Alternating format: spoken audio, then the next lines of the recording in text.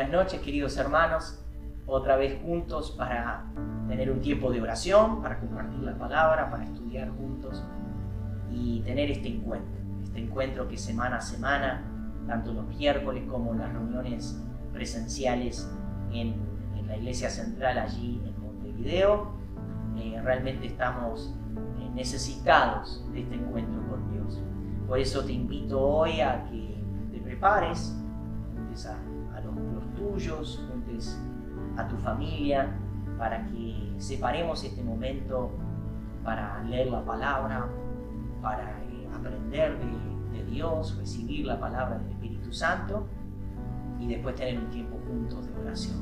Así que si te parece bien, vamos a ir a estudiar la palabra, vamos a comenzar en unos momentos nada más. Pero vamos a pedirle al Señor que ahora mismo su Espíritu Santo esté con nosotros. Espíritu Santo, te pedimos que nos ayudes a abrir nuestro corazón, nuestros oídos espirituales. Espíritu Santo, háblanos a través de la palabra, ministra nuestro corazón. Señor, ministra a aquellos que están mirando, que están compartiendo este tiempo a través de este medio. Y en el nombre de Jesús te pedimos, Señor, responde con tu poder, responde con tu amor, responde, Señor, en tu preciosa voluntad, a favor de cada vida, a favor de cada situación, a favor de cada hogar, en el nombre de Jesús. Queremos recibir la palabra entonces con alegría. Vamos pues a compartir. Bueno, estamos aquí ya preparados entonces para compartir la palabra de Dios. Te invito a que abras la Biblia allí en Mateo capítulo 11, versículos 12, y vamos a leer del 12 al 19. Es un pasaje muy interesante en donde Jesús está hablando de uno de los más grandes profetas, según las palabras de Jesús, Juan el Bautista.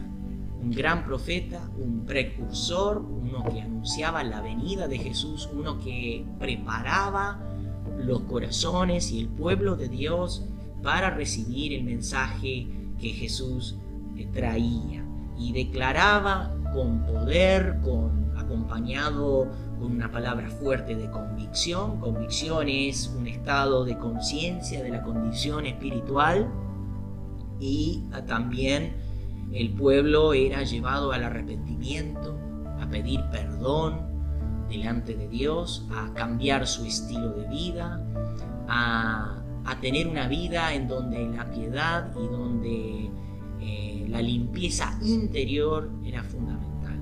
Todo eso fue parte del ministerio del profeta Juan el Bautista. Y vamos a leer ahí en la Escritura, nos dice: desde los días de Juan el Bautista hasta ahora, el reino de los cielos sufre violencia, está hablando Jesús, y los violentos lo arrebatan, o sea, las personas que tienen fe, las personas que no quedan esperando, ¿sí? Las personas que son proactivas, porque todos los profetas y la ley profetizaron hasta Juan, y si quieres recibirlo, él es aquel Elías que había de venir. Esto era un pasaje en donde se hacía referencia a algo que era muy conocido entre el pueblo judío, el pueblo de Israel, que iba a venir el profeta Elías anunciando la venida del Mesías.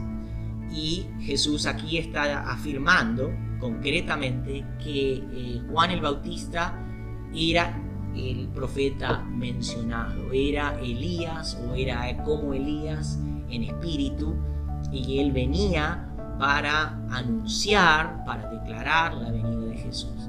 El que tiene oídos para oír, oiga. Continuamos leyendo nuestro pasaje. Mas, ¿a qué compararé esta generación? Y ahí es donde queremos destacar. Este es el mensaje, es el título de este mensaje hoy. ¿A qué compararé esta generación? Esto es muy interesante porque Jesús va a declarar algo sobre esa generación. Pero yo creo que esa generación, el tiempo de Jesús, ya hace más de 2000 años, representa aún hoy en día, como si fuera hoy, las mismas palabras de Jesús fueran declaradas en el tiempo presente. Seguimos con este mismo tema, con esta misma preocupación. ¿A qué compararé esta generación? Es una palabra tanto para la iglesia como aquellos que no caminan con el Señor, para que presten atención, para que escuchen las palabras de Jesús y realmente realmente atiendan esas palabras. Es semejante, dice, a los muchachos que se sientan en las plazas y dan voces a sus compañeros diciendo: «Os tocamos flauta y no bailaste, os endechamos y no lamentaste, porque vino Juan que ni comía ni bebía y dicen: demonio tiene. Y vino el Hijo del Hombre que come y bebe y dicen: he aquí un hombre comilón, bebedor de vino, amigo de los publicanos y de los pecadores. Pero la sabiduría es justificada por sus hijos».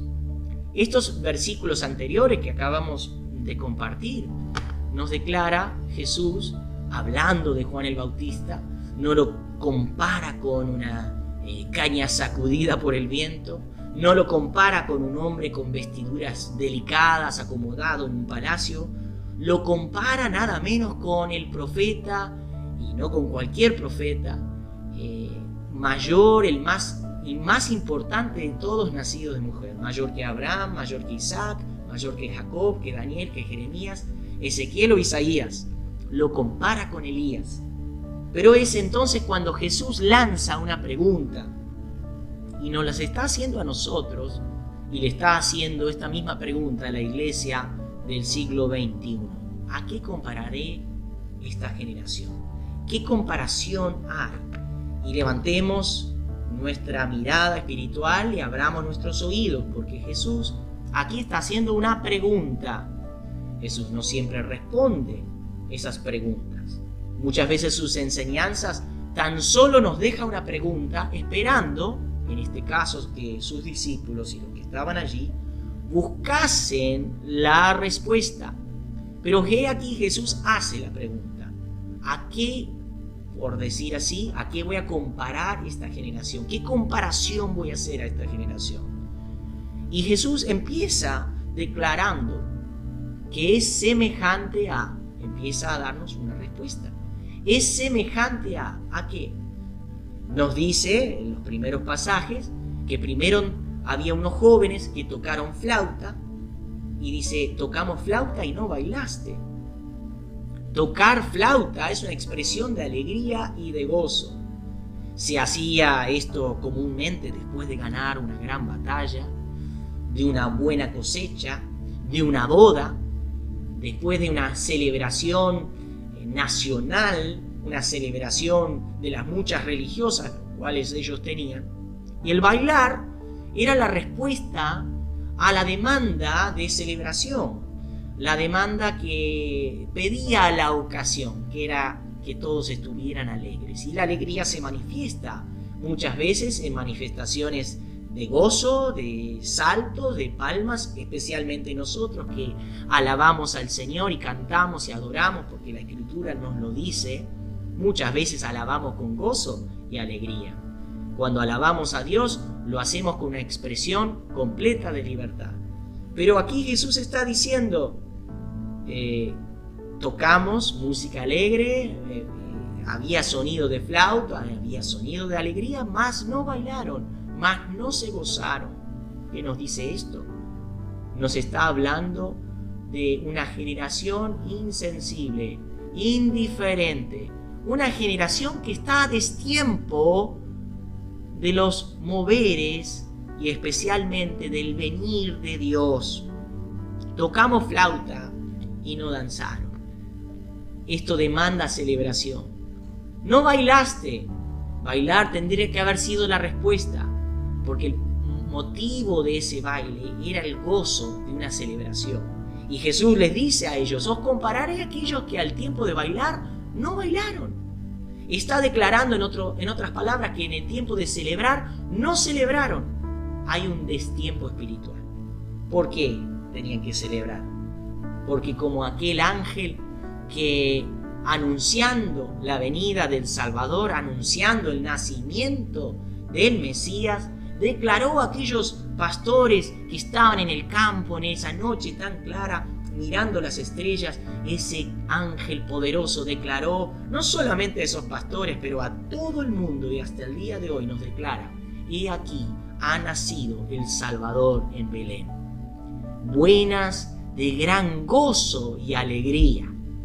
Cuando Cristo viene es un momento de gozo y alegría, no importa en qué circunstancia o situación te encuentras, no importa en qué momento particular te encuentras, cada vez que viene Jesús a tu vida es una ocasión para celebrar, porque Él va a sanarte, Él va a curarte, Él va a salvarte, Él va a limpiarte, va a transformarte. Sí, hay momentos de tristeza, sí, hay momentos de convicción, como vamos a ver más adelante, pero el motivo de la presencia de Jesús es motivo de gozo y alegría. Jesús dijo: no he venido a condenar al mundo, sino he venido a salvar. Jesús viene para salvar, Jesús viene para curar, Jesús viene para rescatar, para renovar.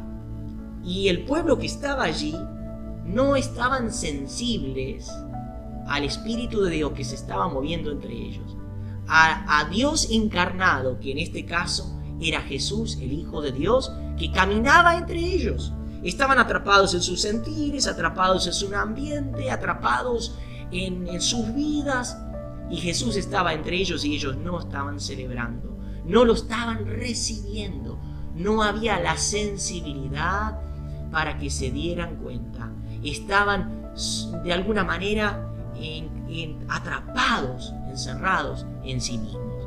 Nos dice en Lucas 19, versículos 43 al 45 en adelante, nos dice: porque vendrán días sobre ti cuando tus enemigos te rodearán con vallado y te sitiarán por todas partes y te estrecharán y te derribarán a tierra y a tus hijos dentro de ti, y no dejarán en ti piedra sobre piedra, por cuanto no conociste el tiempo de tu visitación. Esta es una profecía que dijo Jesús sobre Jerusalén. Y en particular esta última parte en el pasaje: no conociste el tiempo de tu visitación. No hubo una preparación adecuada, no hubo un recibimiento.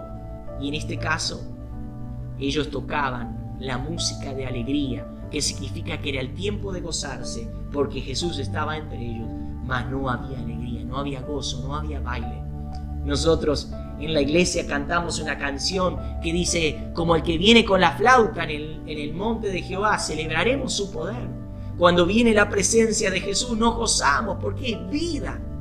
Mas he aquí esa generación, en particular esas vidas, en vez de recibirlo con gozo y alegría, ese mensaje que traía esperanza, que traía perdón, que traía restauración, había indiferencia. Pero nos dice también el pasaje, Jesús mismo hace esa comparación: os endechamos y no lamentasteis. O sea que no solamente no lo recibieron con alegría, tampoco hubo tristeza ni arrepentimiento. Os endechamos. ¿Qué es la endecha? Es una especie de canción triste que se hacía particularmente en los tiempos malos, de angustia, de aflicción, en los momentos que la nación debía arrepentirse, volverse de sus malos caminos.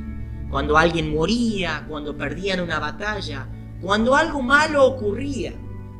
La Biblia al día nos declara: os cantamos por los muertos. Fíjese que saltamos desde la alegría a la tristeza más absoluta. Os cantamos canciones tristes, dice Reina Valera 95.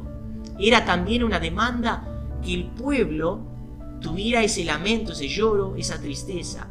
Y dice: no lamentaste. Esto debía ser la respuesta de su endeche, de esa canción triste, lamentar. Pero no hubo quien lamentase. ¿De qué está hablando aquí? Está hablando que ni lo recibieron, ni recibieron el mensaje que Jesús traía con alegría, ni recibieron ese mensaje con gozo, ni tampoco hubo tristeza por sus malos caminos. Juan el Bautista, el profeta Juan el Bautista, era un profeta en particular que traía el mensaje del arrepentimiento, de cambiar el estilo de vida. Era un mensaje directo, crudo, sin ninguna cosa que tuviera otra intención que las personas se volvieran a Dios y reconocieran su pecado. Y Jesús estaba diciendo: ni han recibido con gozo el mensaje, ni se han lamentado, ni se han arrepentido de sus malos caminos. Por lo tanto, no había una respuesta a la demanda de Dios. El arrepentimiento es lamentarse, es tener dolor, tener pesar por no solamente nuestras equivocaciones, pero nuestro pecado. Y el querer cambiar, no por nuestras fuerzas, sino cambiar porque nuestra conciencia, o sea, hay una convicción, hay una realidad en nuestra vida. Nos damos cuenta que estamos mal y necesitamos ayuda. Y en particular necesitamos la ayuda del Señor Jesucristo para ser cambiados y transformados. Nos dice el libro de Hechos capítulo 17, versículo 30. Pero Dios, habiendo pasado por alto los tiempos de esta ignorancia, ahora manda a todos los hombres en todo lugar que se arrepientan. Es necesario el arrepentimiento. Es necesario reconocer nuestros malos caminos. La palabra de Dios dice que no hay ni un justo, ni uno. Todos nosotros hemos caído de la gracia. Y el mensaje de Cristo es de alegría y gozo para que entendamos que Él viene para salvar. Pero también es un mensaje que debemos reconocer lo que hemos hecho mal, lo que está mal en nuestra vida. Y ninguno de estas dos cosas hubo como respuesta en aquella generación. Porque dice, vino Juan que ni comía ni bebía, o sea, Juan era muy austero, era un mensaje de luto, era un mensaje de duelo por los pecados, porque los pecados nos separan de Dios, los pecados traen maldición, los pecados nos alejan en sensibilidad. Descubrimos que si el pecado está sin tratar en nuestra vida, es como una infección que va consumiendo y tomando más y más de nuestra alma y de nuestro espíritu y va endureciendo nuestro corazón. Pero Juan traía un mensaje en cual las personas acudían a escucharle y venía convicción, una nueva realidad espiritual, una nueva sensibilidad, y muchos corrían a él y se arrepentían y buscaban que el Señor, que Dios les perdonase de sus pecados, y se bautizaban. Pero había muchos, si no la mayoría, que rechazaban ese mensaje, rechazaban la necesidad del arrepentimiento. Jesús dijo que Juan el Bautista no comía ni bebía y no participaba, digamos, de las comodidades de la sociedad. Él traía un mensaje fuerte, necesario para despertar la indiferencia de esa sociedad que estaba permeada con un montón de tradiciones religiosas, pero alejados de Dios, en un estado de indiferencia. Juan vino como si fuera un martillo para romper con ese estado de indiferencia. Más después, cuando vino Juan, le decían, demonio tienes. Los que rechazaban, los que no aceptaban el arrepentimiento, los que no reconocían que lo que ellos tenían, la religiosidad que había en sus vidas, las costumbres religiosas, no lo iban a justificar delante de Dios, y que la única manera era reconocer su maldad y permitir que Dios le perdonase y le sanase. Pero no hubo tal respuesta a esa demanda. No hubo lamentación, sino acusación, crítica, murmuración, rechazo a ese mensaje que fue mandado por Dios a ese pueblo y en ese tiempo. Pero después, como ya mencionamos anteriormente, Jesús vino para salvar, como aquel ángel que lo declaró a los pastorcitos que estaban en medio de la noche escuchando la voz de ese ángel poderoso diciendo, gozo al mundo, porque ha venido el Salvador. Y vino, dice en nuestro pasaje, vino el Hijo del Hombre comiendo y bebiendo, porque cuando Jesús está es tiempo de alegría, es tiempo de gozo, es tiempo de esperanza. Y esta era una señal para que el pueblo de Israel celebrase. El Mesías tan esperado estaba en medio de ellos. Él traía buenas nuevas de salvación. Él traía esperanza, salida a todas esas opresiones espirituales, a toda esa opresión que el pecado había traído sobre el pueblo de Dios. Y la venida de Dios, el Mesías prometido a esta tierra, vino a estar entre los pecadores, vino a estar entre los publicanos, vino a estar entre aquella gente común. Y Él traía una esperanza que traía gozo y alegría a todos aquellos que lo escuchaban. Pero hubo muchos que no respondían a esta demanda de celebración. No respondieron al llamado de arrepentimiento y no respondieron al llamado de celebrar. Y a eso Jesús agrega, dice: hombre comilón y bebedor de vino, amigo de publicanos y pecadores. ¿No entendieron el mensaje de Juan? ¿No lamentaron el tiempo que había que lamentarse? Pero tampoco entendieron el mensaje de Jesús. No celebraron, no se alegraron en el tiempo que había que regocijarse. A tal punto, nos dice en Lucas 15, versículo 7, os digo que así habrá más gozo en el cielo por un pecador que se arrepiente que por 99 justos que no necesitan arrepentimiento. Cuando el arrepentimiento empieza a actuar en nuestra vida, cuando reconocemos que estamos mal y recibimos la misericordia y la gracia de Dios en nuestra vida, produce gozo, produce alegría, produce transformación. Y ese arrepentimiento, esa tristeza, da lugar a la alegría de saber que soy perdonado, que soy de Cristo, que soy transformado, que soy cambiado. Pero esa generación no respondió ni uno ni a otro. ¿A qué compararé esa generación? Jesús lo está comparando a una generación indiferente. ¿Qué es la indiferencia? No tener una respuesta. No tener una respuesta a los estímulos exteriores, a simplemente permanecer en un estado opacado, silencioso se puede decir, sin muestras de vida, aunque está vivo no lo está.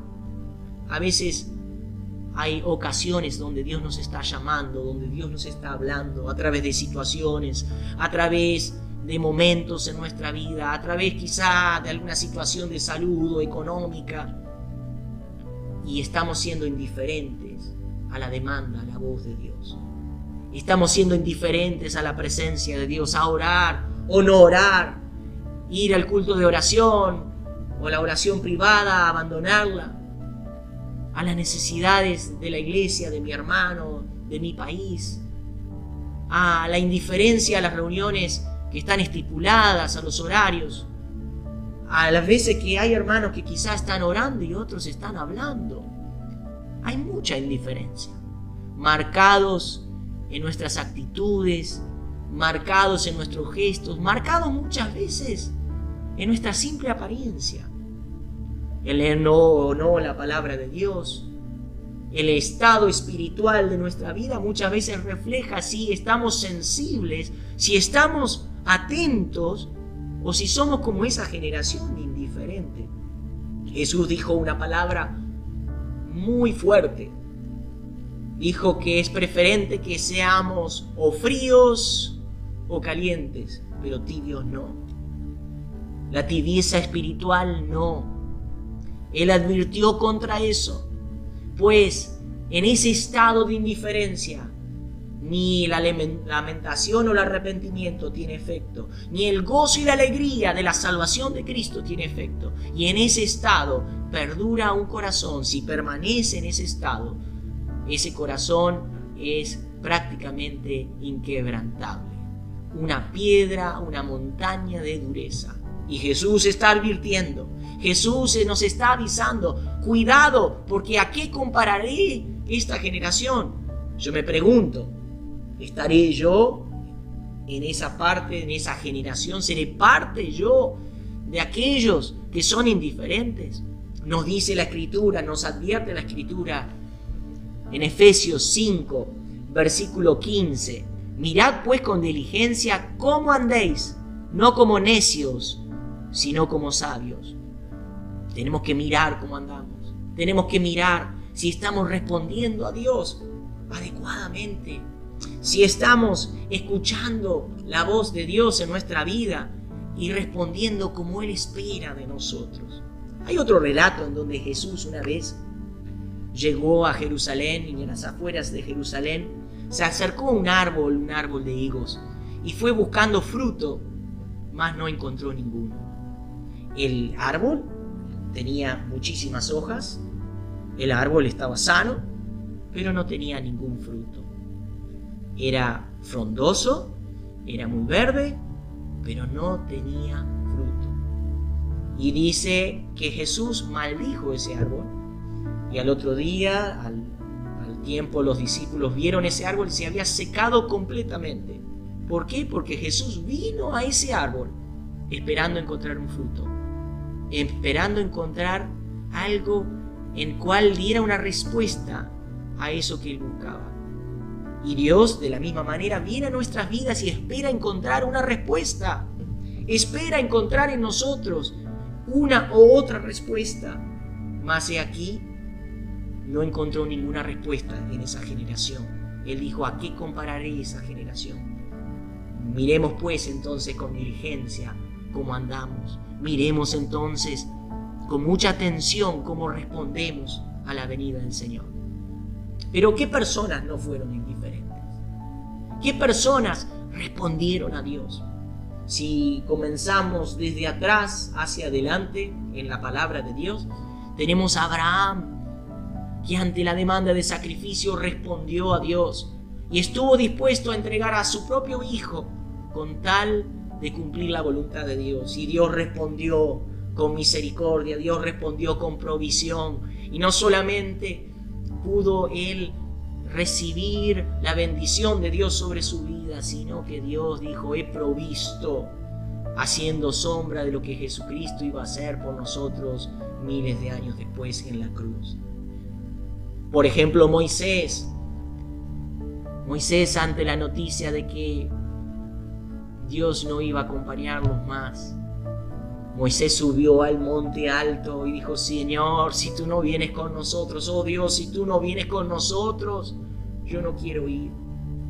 Y allí estuvo orando y clamando hasta que finalmente, en esos clamores, en ese tiempo a la presencia de Dios, humillado ante Él, Dios dijo: yo iré contigo, iré con tu pueblo.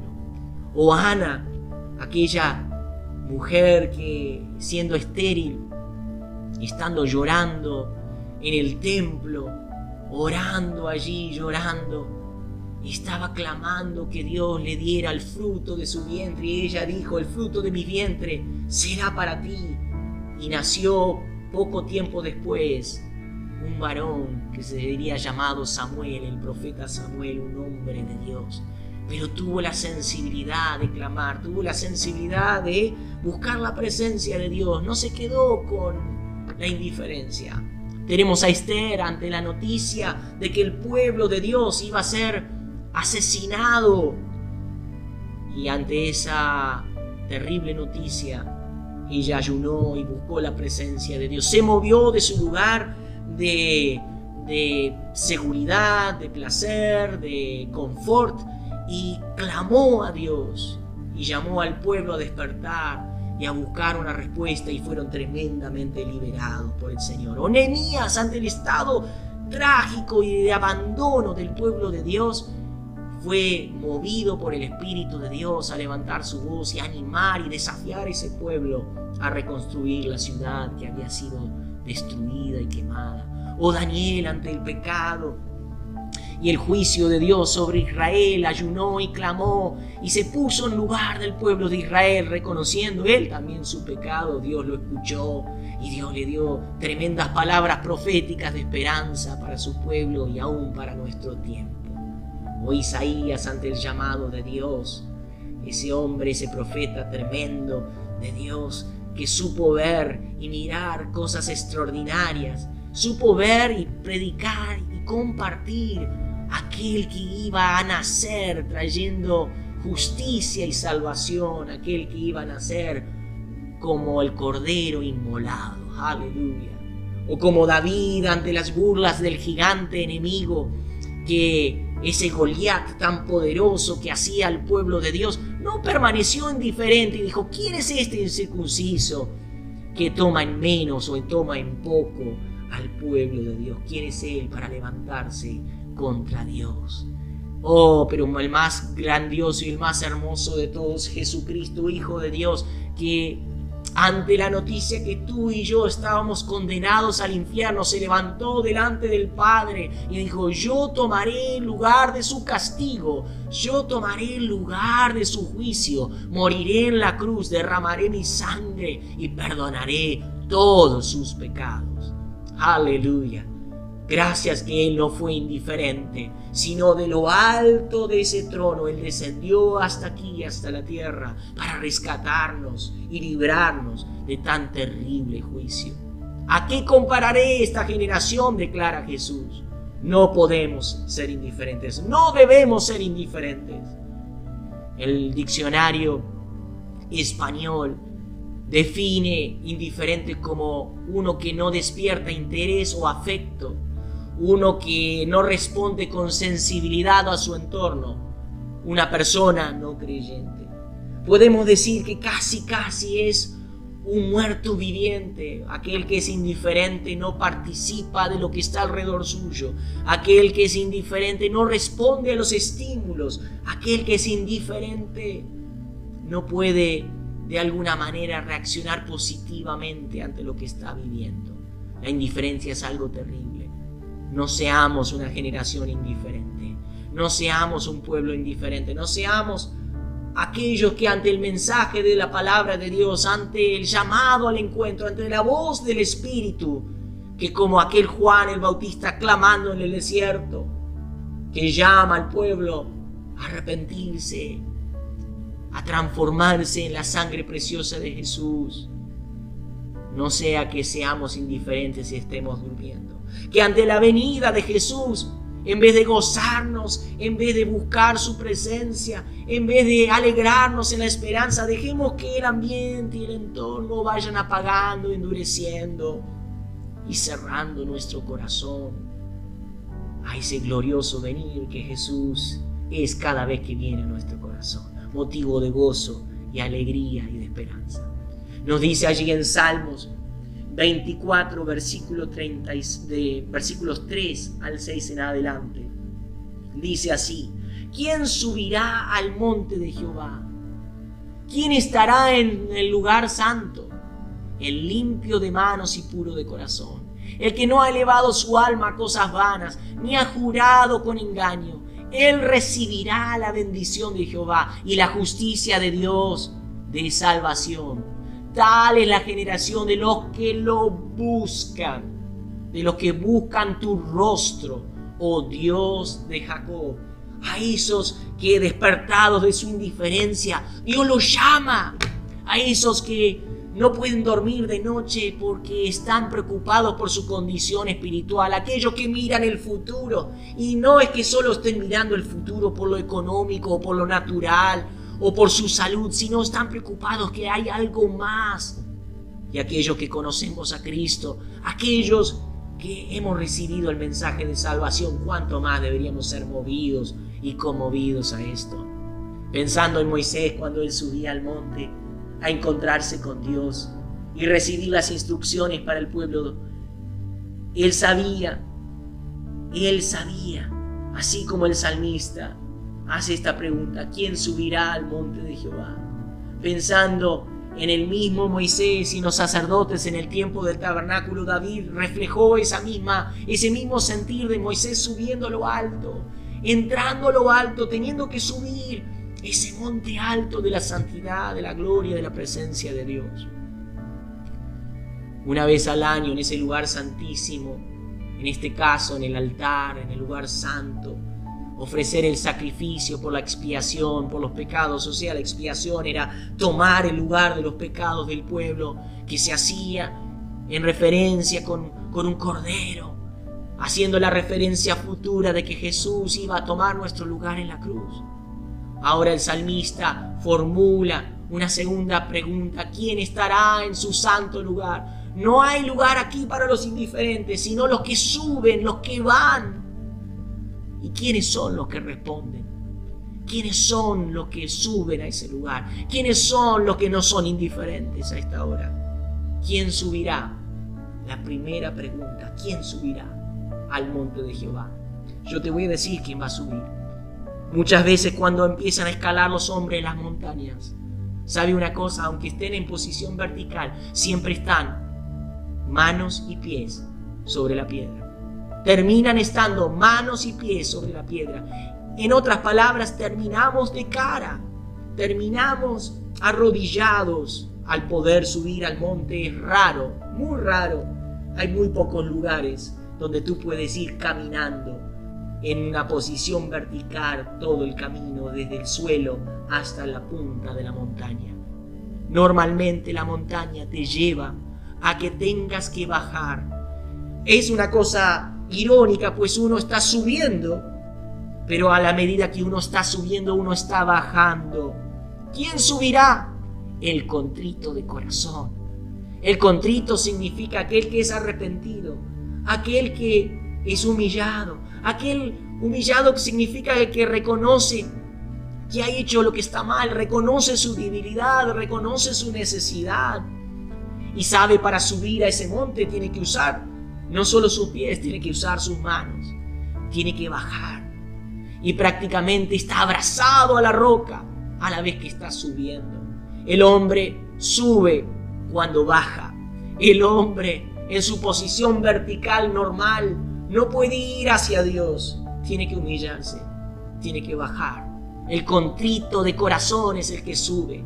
Y nosotros, los que creemos en Jesucristo, ¿sabe dónde subimos? Subimos al monte Calvario, subimos a ese lugar donde Cristo Jesús está elevado, en ese lugar donde Él fue humillado para salvarnos a nosotros. Y cuando vamos a su presencia, cuando vamos en arrepentimiento, cuando vamos en un corazón contrito, subimos ese monte y terminamos a los pies de Jesús.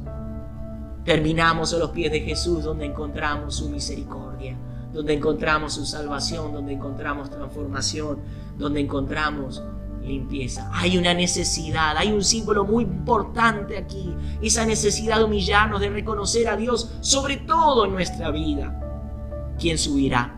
El contrito de corazón. Amén.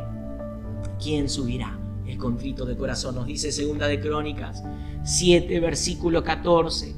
Si se humilla mi pueblo, sobre el cual es invocado mi nombre, y oran y buscan mi rostro, y se vuelven de sus malos caminos, entonces yo iré desde los cielos y perdonaré sus pecados y sanaré su tierra. Como cristianos tenemos ese monte y hay que subirlo, pero no en posición vertical, con nuestras manos y con nuestros pies. Así, llegando a los pies de Jesús, encontrar el perdón, la limpieza y la transformación necesaria, hallar la misericordia necesaria en la presencia de Jesús, que tan abundantemente ofrece allí en la cruz. Pero también nos dice este pasaje, el limpio de manos y puro de corazón. Aquí es muy importante destacar la santidad del Señor. Es importante entender las manos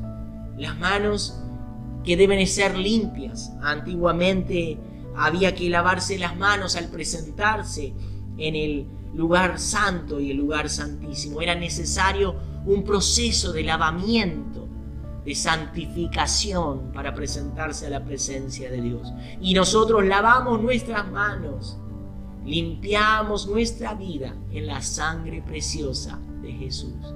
Nadie ve nuestro corazón. Nuestras manos son visibles, pero nuestro corazón es escondido. Y solamente la sangre de Jesús puede limpiar lo que no vemos. Hubo por muchas generaciones, la humanidad no sabía la importancia y la necesidad de lavarse las manos. Hoy sabemos muy bien y estamos muy conscientes de ello por esta pandemia en que estamos viviendo, la importancia de lavarnos las manos, porque lo invisible nos mata. Lo invisible, aquello que muchas veces somos indiferentes, que no prestamos atención ninguna, es lo que nos puede matar. Y si tú lo sabes muy bien, la importancia en este tiempo, el 50% de vencer esta pandemia en la parte humana es lavarse las manos, porque lo invisible puede matarte.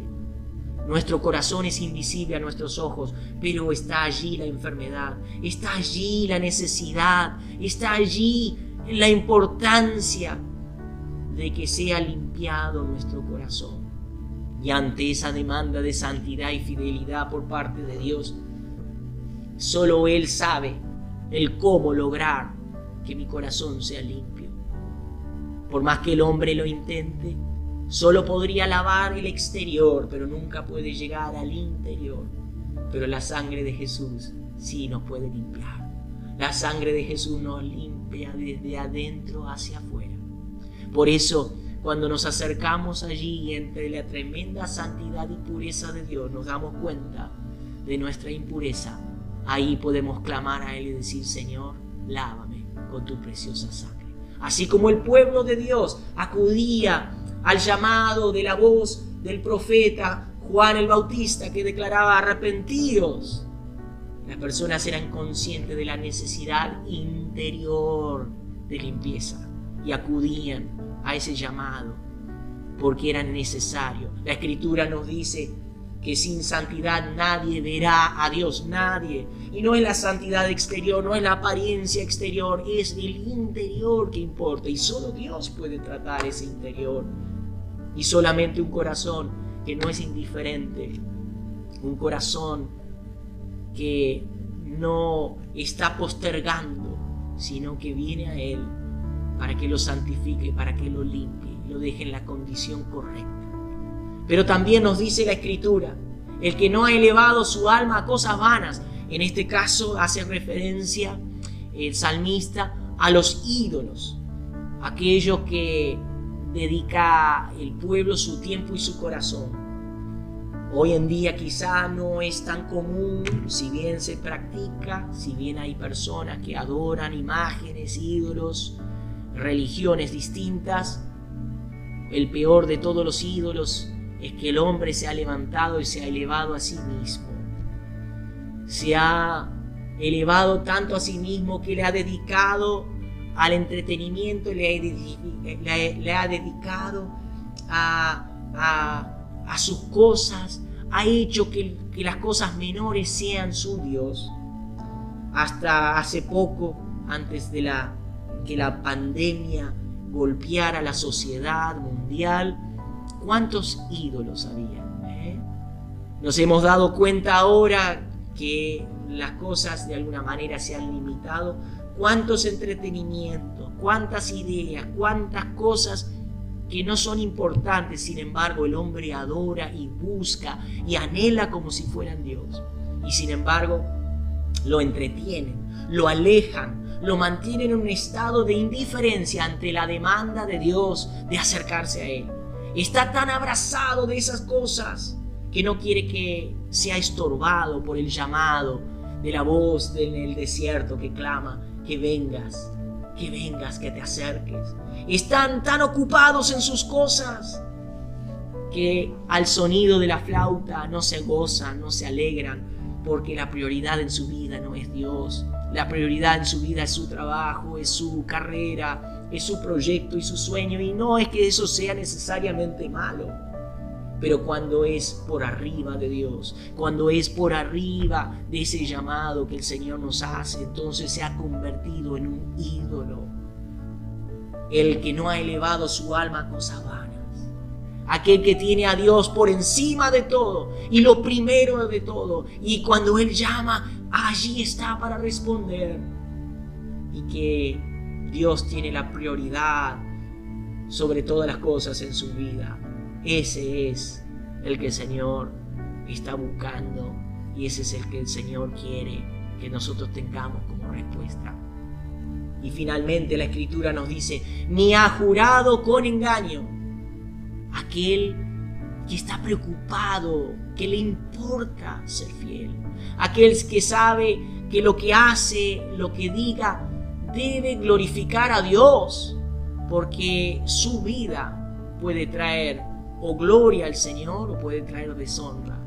Es muy importante que entendamos que sí, nosotros podemos fallar, sí, nosotros podemos equivocarnos, sí podemos como personas cometer errores, pero debemos buscar que el Señor nos transforme y nos cambie para serle fiel a Él. Gracias, dice la Escritura, que aunque nosotros no permanecemos fiel, Él es fiel y Él aún nos ama y nos ayuda y nos vuelve a su camino. Pero hoy vivimos una sociedad, hoy vivimos un mundo infiel, donde la fidelidad no es medida en nada, no importa nada, pero para Dios es muy importante. Tales personas que son fieles son personas que sí la indiferencia les molesta, que sí les preocupa el entorno, el ambiente, pero que sobre todo les preocupa el llamado de Dios y quieren responderle a Dios. Y sí tendrán sus necesidades, y sí tendrán sus fallas, y sí habrá situaciones que necesitan ser transformadas o cambiadas, pero entienden el tiempo en que viven y entienden el tiempo de Dios. Y tales personas recibirán misericordia, tales personas recibirán bendición, tales personas encontrarán la justicia de Dios, así como eran los discípulos, 12 personas completamente distintas. Ninguno era perfecto. El Señor no trabaja con hombres perfectos. El Señor está buscando corazones que le respondan, porque Jesús es el hombre perfecto. Jesús es el único perfecto. Y Él trabaja para perfeccionarnos. Él trabaja para limpiarnos, para transformarnos. Pero lo que es importante es que nosotros continuemos viniendo a Él. Seamos fieles en seguirle. Seamos fieles en responderle. Seamos fieles en escuchar su voz. Donde Él nos llame, si es la voz que llama al arrepentimiento, o sea la voz que nos llama al gozo de su presencia. Sea cual sea, sea fiel tu respuesta. Seas fiel en acudir a la voz de Dios. Y al ir concluyendo este tiempo en donde estamos compartiendo esta palabra, serás tú esa generación de los que buscan a Dios, de los que buscan el rostro de Dios. Serás tú uno de esos que al escuchar el sonido de la flauta te gozarás, o al escuchar la voz del Espíritu Santo clamando en el desierto te arrepentirás. Serás tú de aquellos que están sensibles en esta hora, en este tiempo, en el cual el tiempo, como han compartido con nosotros los pastores, en particular estas últimas semanas, que el tiempo se acorta, que el tiempo es cada vez más apresurado en las profecías y en lo que se refiere al reloj de Dios. Estamos atentos. Jesús dijo, si miramos las hojas y vemos que las hojas marchitan, sabemos el tiempo que viene. Así deberíamos nosotros estar atentos a la situación, estar atentos a lo que está pasando en el mundo. No es por casualidad. El tiempo corre, el tiempo urge. ¿Estás tú respondiendo? ¿Estás tú atento? ¿Estás tú sensible a la voz de Dios? ¿O eres tú parte de esa generación indiferente? A esa generación que no respondía ni al arrepentimiento, ni al gozo y la esperanza de la presencia de Jesús en medio de ellos. ¿Está en esta noche escuchar la voz de Dios? De responderle. ¿Está en ti en esta noche decirle, Señor, aquí estoy? No quiero posponer más este momento, este encuentro. ¿Estás aquí dispuesto a responder al llamado del Espíritu? Esa voz que clama. ¿Estás dispuesto a escucharlo o a hacer oídos sordos? ¿Estás dispuesto a arrepentirte de tu indiferencia? ¿A responder ese llamado de Dios? ¿A gozarse en la presencia viva de Cristo? ¿Qué será para ti hoy? ¿Qué será para nuestros corazones? ¿Qué será la respuesta de tu corazón? Allí en la privacidad de tu casa, allí donde nos estás observando, no sé si en el celular o en la televisión, o donde estés, en tu trabajo quizá, allí donde ¿estás tú dispuesto a responder a Dios? ¿Estás tú dispuesto a decirle, yo no seré indiferente, yo te responderé, yo acudiré a tu llamado? Aleluya. Yo espero que sí.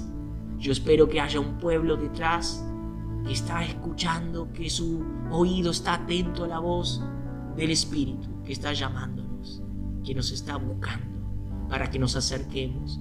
si es arrepentimiento, si es limpieza, lo que necesitemos en esta noche, que Dios haga en mí.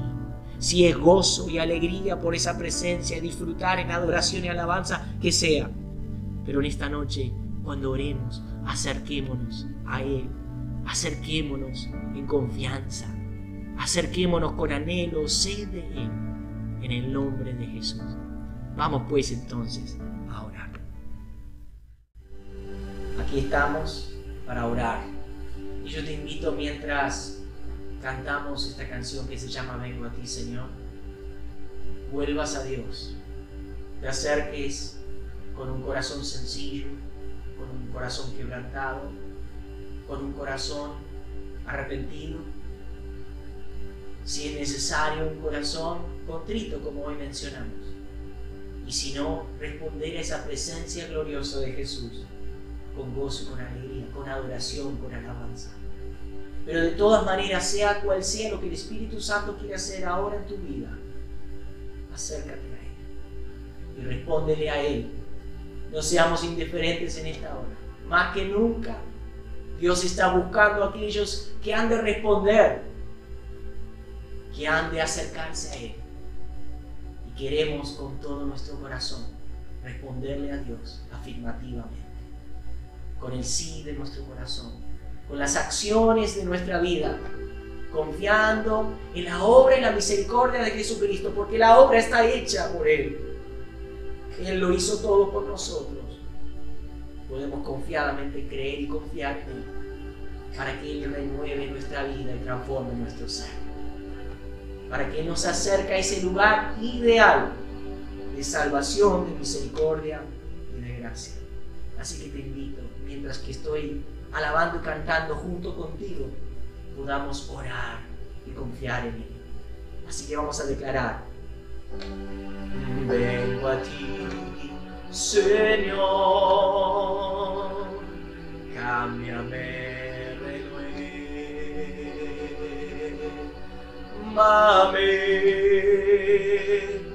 por la gracia que encontré en ti. Oh Señor, me acerco a ti, aunque débil soy. Encontraré misericordia. Ahora sé que las debilidades que hay en mí se desvanecerán. Oh, escucha su voz por el poder de tu amor. Escucha esta promesa que Él declara sobre nosotros. Oh, cúbreme con tu amor, rodéame.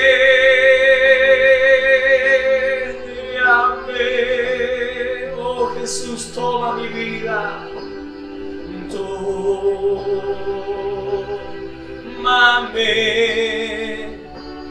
cerca quiero estar. Oh sí, al escucharte a ti, Señor, responderé y al esperar nuevas fuerzas yo tendré y me levantaré como las águilas por el poder de tu amor. Jesús, yo te quiero ver con todo mi corazón. Oh, quiero responderte, Señor. Aleluya, sí, cúbreme, cúbreme con tu amor, rodéame.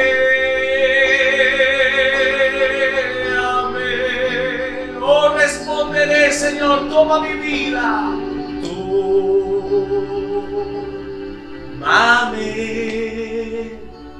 cerca quiero estar. Jesús, y al esperar en ti, y al esperar nuevas fuerzas yo tendré y me levantaré como las águilas por el poder de tu amor, y me levantaré como las águilas por el poder de tu amor.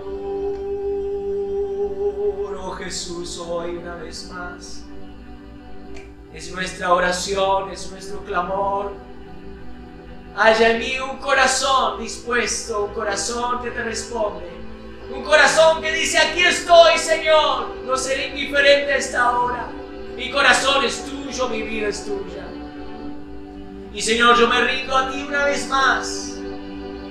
Y Señor, aunque tenga que subir este monte con mis manos y mis pies, yo alcanzaré, yo acercaré a ese lugar de gracia, de perdón, de misericordia, ese lugar que es la cruz de Cristo, ese lugar a los pies de Jesús una vez más, y diré: aquí estoy, yo haré lo que tú quieras, Señor, porque tú eres la vida de mi alma, eres la vida de mi corazón.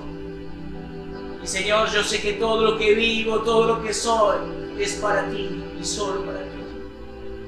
Señor, yo quiero responder en esta hora a lo que el Espíritu me guíe, en este momento de gran confusión, en este momento de gran pérdida, en este momento, Señor, donde el mundo se encuentra sin respuestas.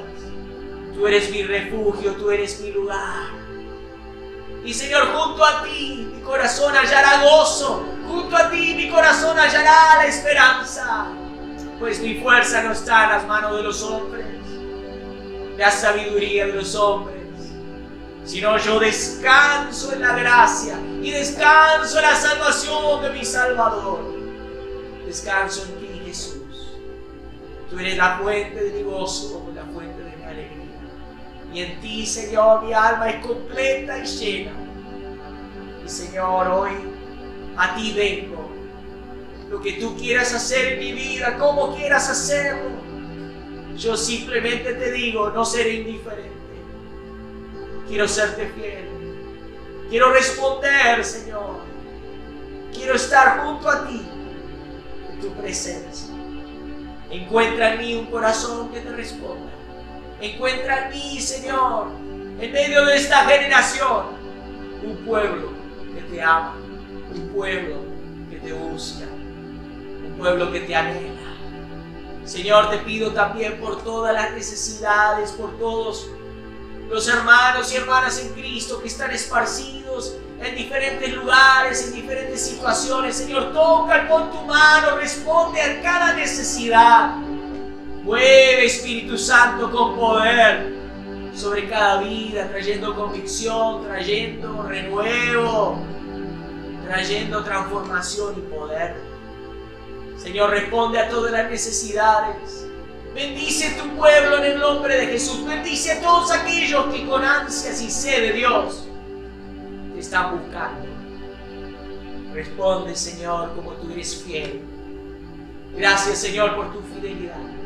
Gracias, Señor, por tu bendición. Gracias por este tiempo en tu presencia. Amén. Amén. Bueno, queridos hermanos, terminamos por hoy este momento juntos. Pero si quieres puedes continuar orando en tu casa un tiempo más. Algunas veces es un poco limitado este medio, no queremos excedernos más allá del tiempo necesario. Pero tú puedes mantener tu corazón abierto a Dios, de tomar esas decisiones que te quiten de la modorra del sueño espiritual, y seas tú parte de ese pueblo que le dice al Señor: heme aquí. Seas tú una generación que responde a Dios, no una indiferente, no una que mira al costado, pero una que está en medio del plan de Dios. Tu vida, la mía, tiene que ser así. Es lo que Dios está buscando. Que así sea tu corazón. Dios lo bendiga y lo guarde en el nombre de Jesús.